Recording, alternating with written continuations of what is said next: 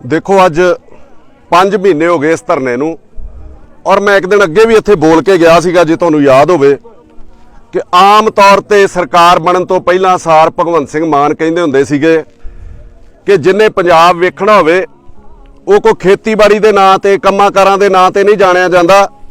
जदों टैंकियां ते चढ़े लोग ते धरनियां 'च बैठे लोग तुहानूं दिसणे शुरू हो जाण ते समझो पंजाब आ गया। ते बड़े दुख की गल है कि 5 महीने हो गए, 150 दिन मतलब अद्धा साल जिहड़ा वो लंघ गया, नवां साल चढ़न वाला है और इस धरने की अजे तक सार नहीं ली गई। मीटिंगां कीतियां गईयां, एक मंत्री इन्ना पक्का ही रखिया है लोकां दे नाल मीटिंगां करन नूं ते लोकां नूं जूस पिआउण नूं।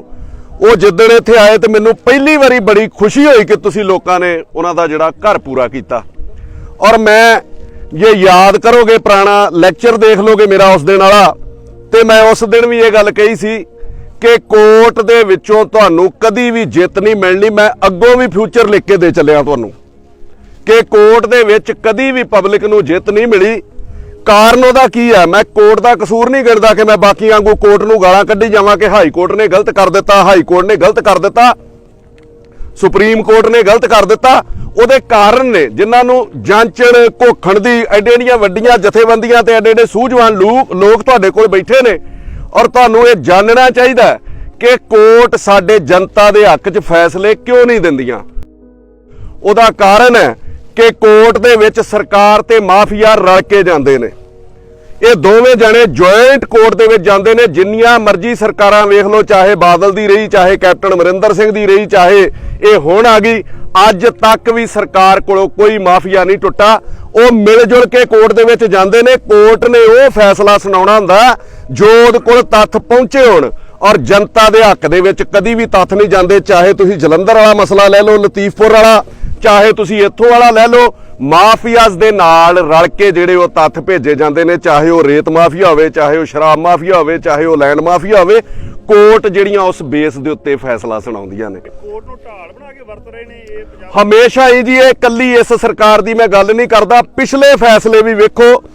ਪਿਛਲੇ ਤੁਸੀਂ ਐਡੇ ਵੱਡੇ ਕਾਂਡ ਵੇਖੋ, ਕਿਤੇ 150 ਬੰਦਾ ਸ਼ਰਾਬ ਪੀ ਕੇ ਮਰ ਗਿਆ, ਕਿਤੇ 100 ਬੰਦਾ ਦੁਸਹਿਰੇ ਦੀ ਆੜ ਦੇ ਵਿੱਚ ਮਰ ਗਿਆ, ਕਿਤੇ ਬਟਾਲੇ ਦੇ ਵਿੱਚ ਬੰਬ ਬਲਾਸਟ ਹੁੰਦਾ। ਕਦੀ ਵੀ ਕਿਸੇ ਅਫਸਰ ਨੂੰ ਸਜ਼ਾ ਹੋਈ ਮੈਨੂੰ ਸੁਣਾ ਦਿਓ ਤੇ ਤੁਸੀਂ ਵਿਖਾ ਦਿਓ, ਔਨ ਰਿਕਾਰਡ ਹੈ।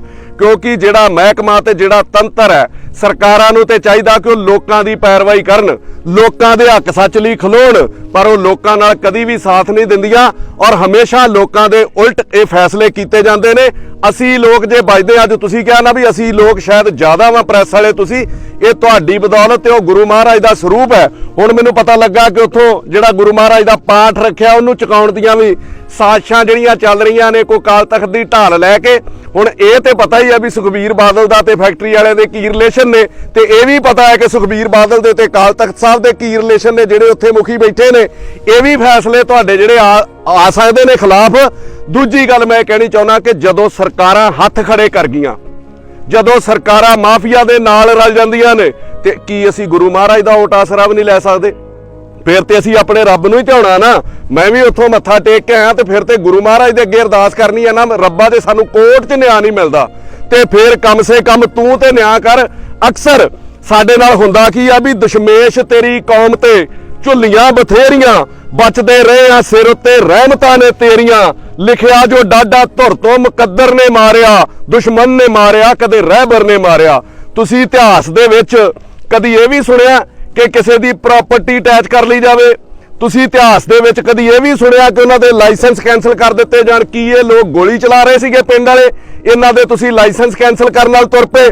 ਹੁਣ ਮੈਂ ਪੁੱਛਣਾ ਚਾਹੁੰਦਾ ਕਿ ਐਡੇ ਵੱਡੇ ਕੇਸ ਹੋਏ ਆ, ਸਰਕਾਰਾਂ ਐਡੀਆਂ ਵੱਡੀਆਂ ਟਾਰਾਂ ਮਾਰ ਰਹੀਆਂ ਕਿ ਫਲਾਣੇ ਕਰਪਸ਼ਨ ਵਾਲੇ ਫੜ ਕੇ ਅੰਦਰ ਦੇ ਦਾਂਗੇ, ਚਾਹੇ ਉਹਦੇ ਚ ਕਾਂਗਰਸੀ ਮੰਤਰੀ ਨੇ, ਚਾਹੇ ਅਕਾਲੀ ਦਲ ਵਾਲਿਆਂ ਦੀਆਂ ਪੇਸ਼ੀਆਂ ਹੋਣ ਡਈਆਂ ਨੇ। ਅੱਜ ਤੱਕ ਕਿਸੇ ਨੇ ਦੇਸ਼ ਨੂੰ ਲੁੱਟਣ ਵਾਲਿਆਂ ਦੀ ਪ੍ਰਾਪਰਟੀ ਅਟੈਚ ਕੀਤੀ ਆ? ਬਾਦਲਾਂ ਦੀ ਪ੍ਰਾਪਰਟੀ ਅਟੈਚ ਹੋਈ ਅੱਜ ਤੱਕ ਕੈਪਟਨ ਅਮਰਿੰਦਰ ਸਿੰਘ ਦੀ ਪ੍ਰਾਪਰਟੀ ਅਟੈਚ ਹੋਈ, ਜਿਹੜਾ ਆਪ ਕਹਿੰਦਾ ਰਿਹਾ ਕਿ ਮੇਰੇ ਕੋਲ ਸਾਰੇ ਚੋਰਾਂ ਦੀਆਂ ਫਾਈਲਾਂ ਨੇ, ਮੈਂ ਅੱਖਾਂ ਬੰਦ ਕਰ ਛੱਡੀਆਂ ਮੁੱਖ ਮੰਤਰੀ ਹੁੰਦਿਆਂ। ਉਹਦੀ ਪ੍ਰਾਪਰਟੀ ਅਟੈਚ ਕਰਨ ਦੀ ਕੋਸ਼ਿਸ਼ ਕੀਤੀ ਕਦੀ ਹਾਈ ਕੋਰਟ ਨੇ? ਰਾਜੀਵ ਗਾਂਧੀ ਦੇ ਉੱਤੇ ਕੇਸ ਹੋਇਆ ਬਫੋਰਸ, ਉਸ ਪਰਿਵਾਰ ਦੀ ਕਿਸੇ ਨੇ ਪ੍ਰਾਪਰਟੀ ਅਟੈਚ ਕੀਤੀ?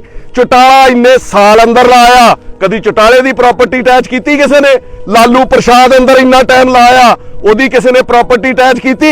ਇਹਨਾਂ ਗਰੀਬਾਂ ਦੀਆਂ ਜਿੰਨਾ ਬੀਜ ਕੇ ਖਾਣਾ ਜਿੰਨਾ ਮਿਹਨਤ ਕਰਕੇ ਮਿੱਟੀ ਨਾਲ ਮਿੱਟੀ ਹੋ ਕੇ ਖਾਣਾ, ਤੁਸੀਂ ਇਹਨਾਂ ਦੀਆਂ ਪ੍ਰਾਪਰਟੀ ਅਟੈਚ ਕਰ ਰਹੇ ਹੋ। ਸ਼ਰਮ ਆਉਣੀ ਚਾਹੀਦੀ ਹੈ ਯਾਰ ਤੁਹਾਨੂੰ ਇਹੋ ਜੀ ਸਰਕਾਰ ਨੂੰ।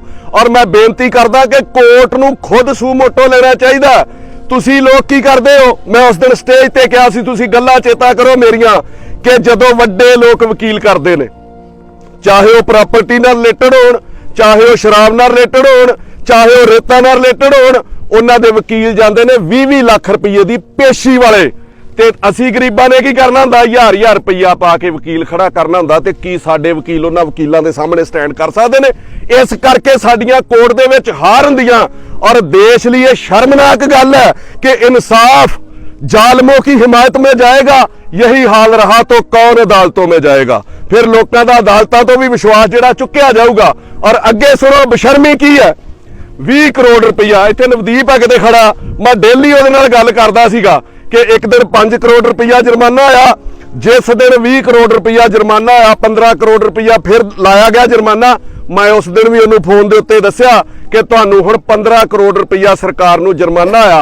हुण सरकार नूं मैं पुछना चाहुंदा, जे कोर्टां दे विच तुहाडी एडी एडी वड्डी हार होनी है, जे कोर्ट दे विच तुहानूं मूंह दी खानी पैनी है, जे कोर्ट दे विच तुहानूं वड्डे वड्डे इंडस्ट्रीलिस्ट ने लुटना 20 करोड़ रुपया ला के, फिर ਜਿਹੜੇ ਤੁਸੀਂ ਐਡਵੋਕੇਟ ਜਨਰਲ ਚੁਣੇ ਨੇ, ਫਿਰ ਜਿਹੜੇ ਤੁਸੀਂ ਡਿਪਟੀ ਐਡਵੋਕੇਟ ਜਨਰਲਾਂ ਦੀ ਫੌਜ ਇਕੱਠੀ ਕੀਤੀ ਆ, ਉਹ ਫੋੜੇ ਤੇ ਲਾਉਣੀ ਹੈ। ਫਿਰ ਜੋ ਉਹਨਾਂ ਉੱਥੇ ਜਾ ਕੇ ਲੜਨਾ ਹੀ ਨਹੀਂ, ਤੁਸੀਂ ਉੱਥੇ ਵਕੀਲ ਹੀ ਪੇਸ਼ ਨਹੀਂ ਕਰਨੇ। ਜੇ 20 ਕਰੋੜ ਰੁਪਇਆ ਤੁਹਾਨੂੰ ਜੁਰਮਾਨਾ ਹੋਣ ਦਾ ਖਤਰਾ ਸੀਗਾ, ਜੇ 5 ਕਰੋੜ ਪਹਿਲਾਂ ਹੋ ਚੁੱਕਾ ਸੀਗਾ, ਤੇ ਤੁਸੀਂ ਵੱਡੇ ਵਕੀਲ ਹਾਇਰ ਉਹਨਾਂ ਦੇ ਬਰਾਬਰ ਦੇ ਕਿਉਂ ਨਹੀਂ ਕੀਤੇ ਵੀ ਜਿਹੜੇ ਅੰਦਰ ਜਾ ਕੇ ਫਾਈਟ ਕਰਨ ਦੇ ਵਿੱਚ ਉੱਥੇ ਅਦਾਲਤ ਨੂੰ ਦੱਸਣ ਕਿ ਲੋਕ ਕਿਸ ਤਰ੍ਹਾਂ ਪੀੜਤ ਨੇ, ਲੋਕਾਂ ਦੇ ਹਾਲ ਕੀ ਨੇ। ਤੇ ਜਦੋਂ ਸਰਕਾਰ ਬਣਨੀ ਸੀ ਨਾ, ਤੁਸੀਂ ਸਾਰੇ ਜਾਣਦੇ ਹੋ ਕਿੱਦਾਂ ਦੇਸੀ ਜੇ ਮਤਲਬ ਲਿਬਾਸ ਦੇ ਵਿੱਚ ਭਗਵੰਤ ਮਾਨ ਆਉਂਦੇ ਸੀ, ਕਦੀ ਤੁਰਲਾ ਛੱਡ ਲਿਆ ਤੇ ਕਦੀ ਪੀਲੀ ਪੱਗ ਬੰਨ੍ਹ ਲਈ। ਅੱਜ ਭਗਵੰਤ ਮਾਨ 3-3 ਲੱਖ ਰੁਪਏ ਦੇ ਬੂਟ ਪਾਉਂਦੇ ਨੇ। ਉਦੋਂ ਸਾਡੇ ਨਾਲ ਵਾਅਦੇ ਕੀਤੇ ਸੀ ਇਹਨਾਂ ਨੇ, ਝਾੜੂ ਵਾਲਿਆਂ ਨੇ, ਕਿ ਇਹ ਲੋਕਾਂ ਦੀ ਸਰਕਾਰ ਹੈ, ਆ ਲੋਕਾਂ ਦੀਆਂ ਸੱਥਾਂ 'ਚੋਂ ਚੱਲੂਗੀ। ਅੱਜ ਮੈਂ ਤੁਹਾਨੂੰ ਪੁੱਛਦਾ, ਇਹ ਸੱਥਾਂ 'ਚੋਂ ਚੱਲਦੀ ਆ? ਇਹਨਾਂ ਵੀ ਸਾਡਾ ਉਹ ਹਾਲ ਕੀਤਾ। ਮੈਂ ਬੋਲਿਆ ਨਹੀਂ 6 ਮਹੀਨੇ ਇਹਨਾਂ ਦੇ ਉਲਟ। ਕਾਰਨ ਇਹ ਆ ਕਿ ਜਦੋਂ ਕੋਈ ਨਵਾਂ ਬੰਦਾ ਬਣਦਾ, ਬਥੇਰੇ ਲੋਕ ਕਹਿੰਦੇ ਰਲ ਗਏ, ਫਲਾਣਾ ਟਮਕਾਣਾ। ਮੌਕਾ ਦੇਣਾ ਚਾਹੀਦਾ। ਤੁਸੀਂ ਵੀ ਨਵੇਂ ਪੱਤਰਕਾਰ ਬਣੋਗੇ ਤੇ ਇਹਦਾ ਮਤਲਬ ਇਹ ਨਹੀਂ ਕਿ ਤੁਹਾਡੀਆਂ ਗਲਤੀਆਂ ਕੱਢਣੀਆਂ ਸ਼ੁਰੂ ਕਰ ਦਿੱਤੀਆਂ ਜਾਣ। 6 ਮਹੀਨੇ ਮੌਕਾ ਦਿੱਤਾ ਇਹਨਾਂ ਨੂੰ। ਹੁਣ ਜਿਹੜਾ ਪਾਣੀ ਆ ਉਹ ਸਿਰ ਤੋਂ ਲੰਘ ਗਿਆ, ਕੱਲੇ ਨੂੰ ਉੱਠਣਾ ਪਊਗਾ। ਕਿੰਨੇ ਕੁ ਬੰਦਿਆਂ ਨੂੰ ਅੰਦਰ ਦੇਣਗੇ? 3 FIR ਹੁਣ ਮੈਨੂੰ ਪਤਾ ਲੱਗਾ ਦਰਜ ਕੀਤੀਆਂ ਨੇ। 250-300 ਬੰਦੇ ਦੇ ਉੱਤੇ FIR ਦਰਜ ਕਰ ਦਿੱਤੀ ਗਈ, ਜਿਹਦੇ ਵਿੱਚ ਬਾਏ ਨੇਮ ਕੋਈ 40-50 ਬੰਦੇ ਨੇ। ਔਰ ਜਿਹੜੇ ਅਣਪਛਾਤੇ ਲਿਖਣੇ ਹੁੰਦੇ ਆ, ਉਹਦੇ ਵਿੱਚ ਹਊਆ ਬਣਾ ਲਿਆ ਜਾਂਦਾ ਵੀ ਇਹਦਾ ਨਾਂ ਨਾ ਆ ਜੇ, ਇਹਦਾ ਨਾ ਆ ਜੇ। ਤੇ ਆਪੋ ਆਪਣੇ ਤੌਰ ਤੇ ਥਾਣਿਆਂ 'ਚ ਫੋਨ ਕਰਕੇ ਪੁੱਛੋ ਵੀ ਭਾਜੀ ਮੈਂ ਤਾਂ ਨਹੀਂ ਹੈਗਾ। ਇਸ ਤਰੀਕੇ ਦਬਾਅ ਬਣਾਉਣ ਦੀ ਕੋਸ਼ਿਸ਼ ਕੀਤੀ ਗਈ ਆ। ਇਹ ਭਗਵੰਤ ਮਾਨ ਕਹਿੰਦੇ ਸੀਗੇ ਕਿ ਇਹ ਪਰਚਿਆਂ ਵਾਲੀਆਂ ਸਰਕਾਰਾਂ ਰਹੀਆਂ ਨੇ। ਅੱਜ ਕੀ ਗੱਲ ਪਰਚਿਆਂ ਵਾਲੀ ਸਰਕਾਰ ਨਹੀਂ ਕਿ 250-250 ਬੰਦੇ ਤੇ ਜਿਹੜੇ ਸ਼ਾਂਤਮਈ ਧਰਨੇ ਤੇ ਬੈਠੇ ਨੇ, ਉਹਨਾਂ ਦੇ ਉੱਤੇ FIR ਦਰਜ ਕੀਤੀਆਂ ਜਾ ਰਹੀਆਂ ਨੇ। ਸ਼ਰਮ ਨਹੀਂ ਆਉਂਦੀ ਤੁਹਾਨੂੰ ਕਿ ਵੋਟਾਂ ਲੈਣ ਵੇਲੇ ਤੁਸੀਂ ਕੀ ਕਹਿੰਦੇ ਸੀਗੇ? ਅੱਜ ਤੁਸੀਂ ਹਾਲਾਤ ਕੀ ਬਣਾ ਦਿੱਤੇ? ਕਿਉਂ ਮੁੱਕਰਦੇ ਹੋ? ਜਦੋਂ ਸੱਤਾ 'ਚ ਆ ਜਾਂਦੇ ਹੋ ਫਿਰ ਕੀ ਬਿੱਲੀ ਨਿੱਛ ਜਾਂਦੀ ਹੈ ਤੁਹਾਨੂੰ? ਮੈਂ ਕਹਿਣਾ ਚਾਹੁੰਦਾ ਭਗਵੰਤ ਸਿੰਘ ਮਾਨ ਨੂੰ ਕਿ ਜੇ ਚੰਨ ਤੇਰੀ ਇੰਝ ਪੂਰੀ ਪੈਂਦੀ ਹੈ, ਪਾਲਾ ਤੇਥੋਂ ਜਿੰਨੀ ਦੂਰੀ ਪੈਂਦੀ ਹੈ। ਜੇ ਚੰਨ ਤੇਰੀ ਇੰਝ ਪੂਰੀ ਪੈਂਦੀ ਹੈ, ਪਾਲਾ ਤੇਥੋਂ ਜਿੰਨੀ ਦੂਰੀ ਪੈਂਦੀ ਹੈ। ਪਹਿਲਾਂ ਤੋੜ ਨਿਭਾਉਣ ਦੇ ਵਾਅਦੇ ਕਰਦੇ ਨੇ, ਮਗਰੋਂ ਖੌਰੇ ਕੀ ਮਜਬੂਰੀ ਪੈਂਦੀ ਹੈ। ਹੁਣ ਕੀ ਮਜਬੂਰੀ ਪੈ ਗਈ? ਹੁਣ ਇਹਨਾਂ ਲੋਕਾਂ ਦੀ ਸਾਰ ਕਿਉਂ ਨਹੀਂ ਲੈਂਦੇ? ਅੱਗੇ ਆਓ। ਮੈਂ ਉਹਨੂੰ ਦੱਸਿਆ ਸੀ ਜੋ ਮੇਰਾ ਚੱਲਦਾ ਸੀਗਾ, ਮੈਂ ਕੱਲੀ ਗੱਲ ਤੁਹਾਡੇ ਮੋਰਚੇ ਨਾਲ ਸ਼ੇਅਰ ਕਰਦਾ ਸੀਗਾ। ਇੱਕ ਵਾਰ ਹੁਣ ਦੁੱਖ ਵਾਲੀ ਗੱਲ ਹੈ ਕਿ ਜਦੋਂ ਸੰਤ ਮਹਾਂਪੁਰਖ ਵੀ ਇਹੋ ਜਿਹੀਆਂ ਗੱਲਾਂ ਕਰਨ, ਸੰਤ ਸੀਚੇਵਾਲ ਹੋਣਾ ਦਾ ਮੈਨੂੰ ਫੋਨ ਆਉਂਦਾ ਕਿ ਤੁਸੀਂ ਮੋਰਚੇ ਤੇ ਗਏ ਸੀਗੇ, ਤੁਸੀਂ ਬੋਲ ਕੇ ਆਏ ਸੀਗੇ। ਮੈਂ ਕਿਹਾ ਜੀ ਹਾਂ, ਮੈਂ ਤੁਹਾਡੇ ਬਾਰੇ ਵੀ ਬੋਲਿਆ ਕਿ ਸੰਤ ਸੀਚੇਵਾਲ ਤਲੀ ਦੇ ਉੱਤੇ ਪਾਣੀ ਰੱਖ ਕੇ ਦੱਸ ਦਿੰਦੇ ਸੀ ਇਹਦਾ TDS ਕਿੰਨਾ, ਤੇ ਹੁਣ ਕੀ ਹੋ ਗਿਆ ਸੰਤ ਜੀ? ਮੈਨੂੰ ਕਹਿੰਦੇ ਕਿ ਉਹ ਫੈਕਟਰੀ ਦੇ ਜਿਹੜੇ ਸੈਂਪਲ ਨੇ ਉਹ ਚੈੱਕ ਕਰਾਏ ਗਏ ਨੇ ਔਰ ਠੀਕ ਨੇ। ਮੈਂ ਕਿਹਾ ਜੀ ਇਹ ਗੱਲ ਤੇ ਉਹਨਾਂ ਨੂੰ ਮੈਂ ਸਟੇਜ ਤੋਂ ਕਹਿਆ ਕਿ ਜਿੱਥੋਂ ਮਰਜ਼ੀ ਸੈਂਪਲ ਚੈੱਕ ਕਰਾ ਲਓ, ਜਿੰਨੇ ਮਰਜ਼ੀ ਸੈਂਪਲ ਚੈੱਕ ਕਰਾ ਲਓ। ਜੇ ਕੋਰਟ ਦੇ ਵਿੱਚ ਫੈਸਲੇ ਉਲਟ ਆ ਸਕਦੇ ਨੇ ਤੇ ਸੈਂਪਲਾਂ ਦੇ ਫੈਸਲੇ ਵੀ ਉਹਨਾਂ ਦੇ ਹੱਕ 'ਚ ਹੀ ਆਉਣੇ ਨੇ। ਤੁਹਾਨੂੰ ਥੋੜਾ ਨਿਆਂ ਕਰਨਾ ਚਾਹੀਦਾ ਸੀ। ਜੇ ਉਹ ਸੈਂਪਲ ਠੀਕ ਸੀਗੇ, ਮੈਂ ਮੰਨ ਲਈ ਤੁਹਾਡੀ ਗੱਲ, ਮੈਂ ਇਸ ਚੀਜ਼ 'ਚ ਨਹੀਂ ਪੈਣਾ ਚਾਹੁੰਦਾ, ਨਾ ਮੈਂ ਹਾਈ ਕੋਰਟ ਦੇ ਫੈਸਲੇ 'ਚ ਪੈਣਾ ਚਾਹੁੰਦਾ। ਜੇ ਉਹ ਸੈਂਪਲ ਠੀਕ ਸੀਗੇ, ਤੁਸੀਂ ਇੱਕ ਗੁਨਾਹ ਕੀਤਾ ਮੇਰੀ ਨਿਗਾਹ ਦੇ ਵਿੱਚ ਕਿ ਤੁਸੀਂ ਰਾਜ ਸਭਾ ਮੈਂਬਰ ਕਿਉਂ ਬਣੇ। ਜੇ ਤੁਸੀਂ ਇੱਕ ਧਿਰ ਦੇ ਬਣ ਗਏ ਹੋ ਤੇ ਤੁਹਾਨੂੰ ਗੱਲਾਂ ਵੀ ਸੁਣਨੀਆਂ ਪੈਣਗੀਆਂ। ਸੰਤ ਜਿਹੜਾ ਹੁੰਦਾ ਉਹ ਸਾਰਿਆਂ ਦਾ ਸਾਂਝਾ ਹੁੰਦਾ, ਉਹਦੇ ਉੱਤੇ ਕੋਈ ਕਿੰਤੂ ਪਰੰਤੂ ਨਹੀਂ ਕਰਦਾ। ਇਹ ਤਾਂ ਨਹੀਂ ਕਿਸੇ ਨੂੰ ਕਿਹਾ ਜਾਂਦਾ ਇਹ ਕਾਂਗਰਸੀ ਸੰਤ ਹੈ, ਇਹ ਅਕਾਲੀ ਸੰਤ ਹੈ। ਤੁਸੀਂ ਸਾਰਿਆਂ ਦੇ ਸਾਂਝੇ ਸੀ। ਤੁਹਾਡਾ ਇਹ ਫੈਸਲਾ ਗਲਤ ਸੀਗਾ ਔਰ ਤੁਹਾਨੂੰ ਸੁਣ ਕੇ ਹੈਰਾਨੀ ਹੋਊਗੀ ਉਹਨਾਂ ਮੈਨੂੰ ਜਵਾਬ ਕੀ ਦਿੱਤਾ। ਮੈਂ ਝੂਠ ਜ਼ਿੰਦਗੀ 'ਚ ਨਹੀਂ ਮਾਰਦਾ ਕਦੀ। ਉਹ ਮੈਨੂੰ ਕਹਿੰਦੇ ਨੇ ਕਿ ਸਰਕਾਰ ਦੀ ਇਮੇਜ ਬੜੀ ਖਰਾਬ ਹੋ ਗਈ ਸੀ ਜਦੋਂ ਬਾਹਰੋਂ 5 ਰਾਜ ਸਭਾ ਮੈਂਬਰ ਚੁਣੇ ਸੀਗੇ ਤੇ ਮੇਰੇ ਨਾਲ ਉਹ ਦੁੱਖ ਲੱਗਦਾ ਹੈ ਗੱਲਾਂ ਦਾ ਕਿ ਦਲਾਲੀ ਕੀਤੀ ਪੱਤਰਕਾਰਾਂ ਨੇ। ਹੁਣ ਉਹਨਾਂ ਦੇ ਮੈਂ ਨਾਂ ਨਹੀਂ ਲੈਂਦਾ, ਜੋ ਉਹਨਾਂ ਮੈਨੂੰ ਦੱਸੇ ਸੀਚੇਵਾਲ ਤੁਹਾਨੂੰ ਮਿਲਣਗੇ ਪੁੱਛਣਾ ਕਿ ਉਹਨਾਂ ਆ ਕੇ ਮੇਰੇ ਤੇ ਦਬਾਅ ਬਣਾਇਆ ਕਿ ਰਾਜ ਸਭਾ ਦੇ ਮੈਂਬਰ ਬਣ ਜਾਓ, ਸਰਕਾਰ ਦੀ ਇਮੇਜ ਬੜੀ ਖਰਾਬ ਹੈ।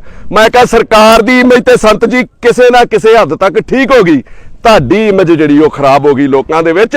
ਸੋਚ ਸਮਝ ਕੇ ਜਿਹੜਾ ਬੰਦਾ ਜਿਹਨੂੰ ਸਤਿਕਾਰ ਮਿਲਦਾ ਜਨਤਾ ਕੋਲੋਂ, ਜਿਹਨੂੰ ਪਿਆਰ ਮਿਲਦਾ ਜਨਤਾ ਕੋਲੋਂ, ਉਹਨੂੰ ਸਾਰਿਆਂ ਦਾ ਸਾਂਝਾ ਰਹਿਣਾ ਚਾਹੀਦਾ। ਤੁਹਾਨੂੰ ਇਹ ਫੈਸਲੇ ਜਿਹੜੇ ਬਹੁਤ ਸੋਚ ਵਿਚਾਰ ਕੇ ਕਰਨੇ ਚਾਹੀਦੇ ਨੇ।